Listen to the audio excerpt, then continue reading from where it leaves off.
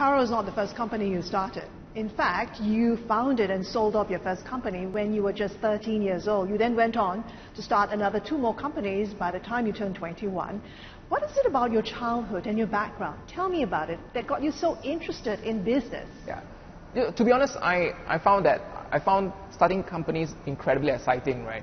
But I think what really happened was that I first downloaded on the internet when I was 12-ish, right? So I then became very curious, right, about how did someone actually build a website? How did someone actually build a search engine? Curiosity got the better of you. So curiosity got the better of me, exactly right. And that was really what happened. And I went to the local library, thank God to the Singapore government to have it on. At that point in time when I was 13, again, this was, 20-something years ago.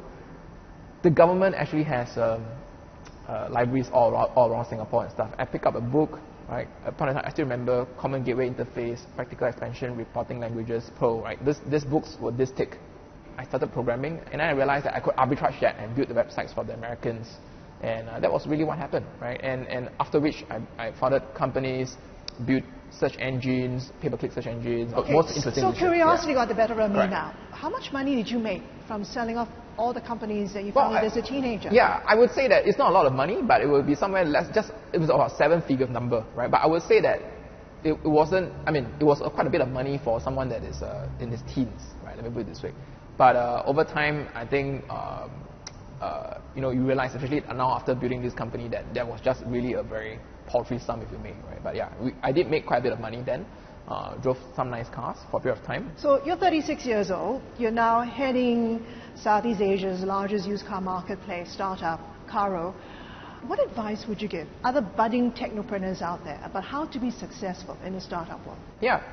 I mean, first of all, I wouldn't dare claim to be successful. But I think if anything at all, I always say this, which is, if I tell my 12-year-old self to be to be curious, right? But I would tell my 30-year-old self, right, at the end of the day, to focus on the customer's experience, right? I think that's what I would say, which is, at the end of the day, for you to succeed in any business that you do, the number one focus is get your first believer, get your first customers, right? And then the rest will be easy, and the rest will follow, right? Funding will come in, then valuation will go up, and you can be a billion-dollar company as well.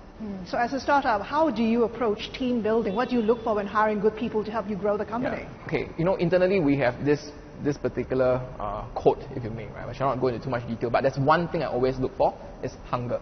Hunger? Right? Hunger. I'm not even joking. Yesterday, I was talking to this candidate as well, right? And I the candidate asked me, what is it that you saw in me, or rather in her in this case? I said, you know what?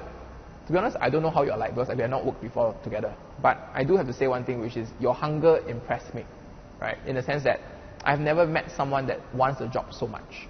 To that note, hunger at the end of the day is how much do you really want to get the job for, right? And stuff like that. And that's how I think about life. So is Aaron Tan hungry today? Aaron Tan remains hungry and can be hungrier.